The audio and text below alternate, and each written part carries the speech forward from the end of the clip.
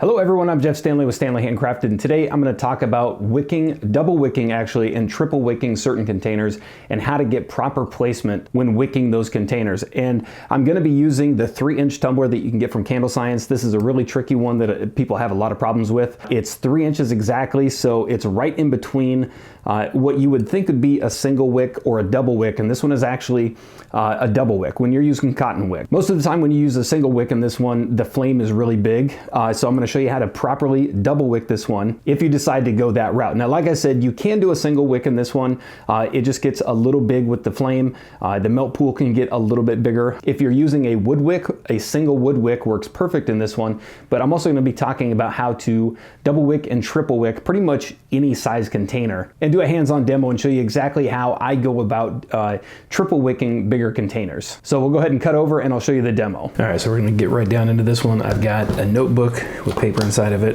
We're going to do a double wick on this one. This is the 3-inch tumbler that a lot of people use. This is a really tough one to wick. It's either a single wooden wick, but we're going to go ahead and put 2 wicks down at the bottom of this one, and I'm going to show you how to properly wick and get proper placement with 2 wicks and 3 wicks. All right, so I've got a couple pens, a quarter, and a penny, so we're just going to go ahead and jump right into this. So this is probably the best way I've found to get proper placement with 2 wicks and 3 wicks. And the best way to do this, I'm going to start with the quarter first just because it's so easy. Or actually, I'm going to start with the penny because that's what we'll need to wick this. So what I like to do is grab a penny and then go ahead and draw a circle all the way around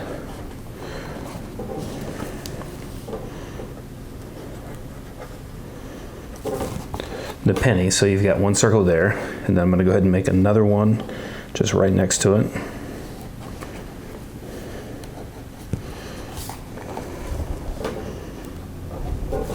So that you've got 2 perfect circles right next to each other. And what we're going to do is we're going to go to the top of each one of those, and we're just basically going to make an X right there.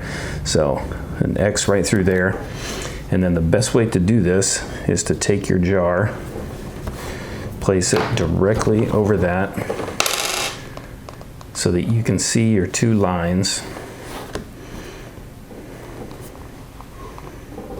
Move that down so we can see it. And these aren't the right wicks for this jar, but I'm just doing this for demo purposes. But what we're going to do is we're going to line this up right in the center, and then we're going to place the wicks. You're going to put the wick tabs directly on that X that you just created. Not inside the penny or the circle, but right on that X right there. We're going to do that, and then we're going to do the same one on that other side right there so that they're perfectly spaced. And you would basically just do that. Slide that through, and if you had a wick tab, you would just place that right down inside there and then stick it. And again, if the pennies are too small, you can create this exact same circle with 2 dimes. 2 dimes actually works a little bit better in this jar because it makes it a little bit smaller.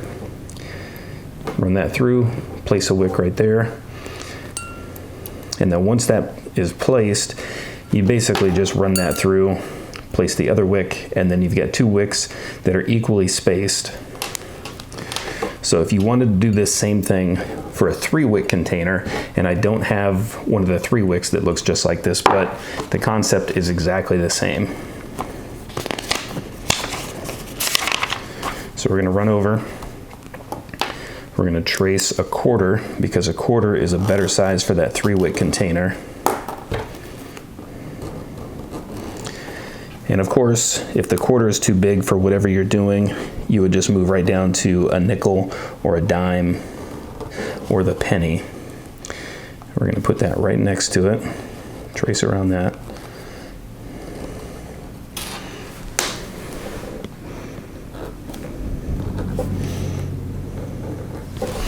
And then you're going to make one more, just bump that right up to the edge.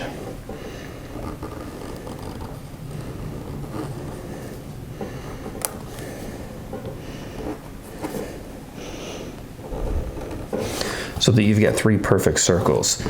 And that is gonna act the exact same way. So for this one, we're gonna go ahead and just run right up through the top, make a mark there. Right up through the top, make a mark there. And then again, the angle of this is really weird, but you're gonna do the exact same thing right through the top there. That way, you've got 3 X's that are equally spaced, and then when you place a proper container over that, it's gonna give you the perfect alignment to drop those wicks so that they're all evenly spaced within the jar. And then of course, like I said, obviously you can see that the quarters are way too big. Even if we use 2 quarters with this one, you can see it's way too big. That's why it's a good idea to test this with either a dime, a penny, a nickel, and a quarter, because they all get incrementally bigger, and you can find the right coin size to match whatever jar that you're doing. And then of course this one, we would do the same thing, and you would just guide that down and stick it, basically X marks the spot. You're gonna put that wick tab directly on that one, and then the next one here, and then the next one here. All right, so that's pretty much it with that one. It's very straightforward, very easy to do, and you can pretty much find a coin, and you don't have to use coins. I just use coins because they're the easiest. They're around everywhere. You can always find like dimes, nickels, quarters, pennies, whatever you need to use. For this one, you're probably gonna use the 2 dimes. I had 2 pennies right there because it showed up better on the camera. But you can use pretty much anything that's round with this one to get dual wick or triple wick with proper placement. Now, of course, if you get to a container that you're really not sure if you're doing like the 3/4 and it goes to the outside just a little bit too much, you can make that X on the inside of the circle. Just make sure that you make your marks at the exact same point on every single circle, and you'll still get proper placement with those. Now, I've done this method with a lot of different containers, and it always comes out real perfect. The biggest thing you need to do is just make sure that you place that directly over the drawing that you made, and make sure that you have good proper placement. The wick isn't too close to the glass. They're not too close to each other in the center. And then of course, I didn't mention in the video, but of course that's really only going to apply to clear glass or a clear container, something that you can see through. So when it comes to a container like this, you can't see through this one. So what I've come up with on this one is basically I'll do that same method, but first I'll put this directly over the paper. I'll trace around the outside of this so that I have a perfect circle on the paper itself, and then I'll cut that out so that it can kind of fit inside the container, whatever you're using.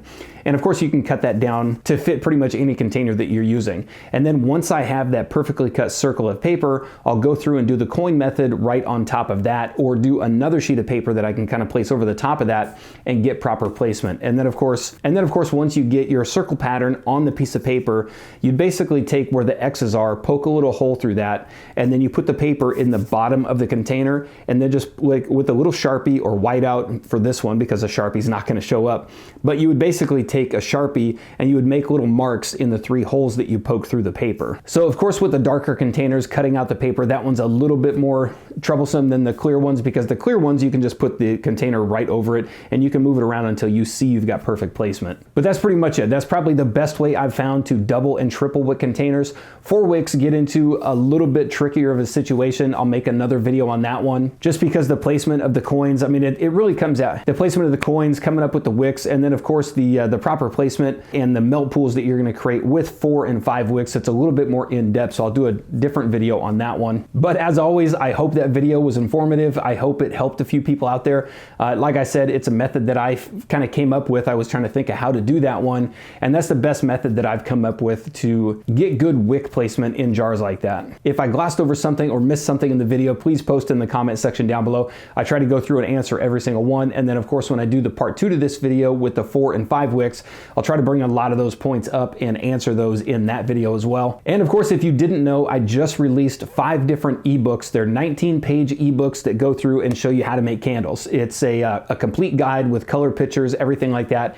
And they cover, all 5 different books cover different waxes. So we've got how to make soy candles, 6006 candles, coconut apricot candles, joy wax candles, and coconut soy candles. Those are all available on standleyhandcrafted.com. So if you're looking for something kind of outside the videos, I think I've mentioned it before, a lot of people love the videos, but they would rather have something that they can print out, document, write on, and these e-booklets were basically made for those people. And of course, if you do pick up one of the e-booklets, I'd love to hear your feedback. They've gotten a lot of positive feedback so far, so that's extremely nice to hear, and I'm glad they're helping people out. So standleyhandcrafted.com, right in the shop section, all the ebooks are down there. They're only $7.99, so jump over there, take a look, let me know what you think. And of course, I've got a link to them in the video description down below, along with all the social media platforms that you can follow me on. So Facebook, Instagram, my website, and the email if you want to reach out, ask me anything. And of course, there's a link to the DIY Facebook group, which I mentioned in all the videos.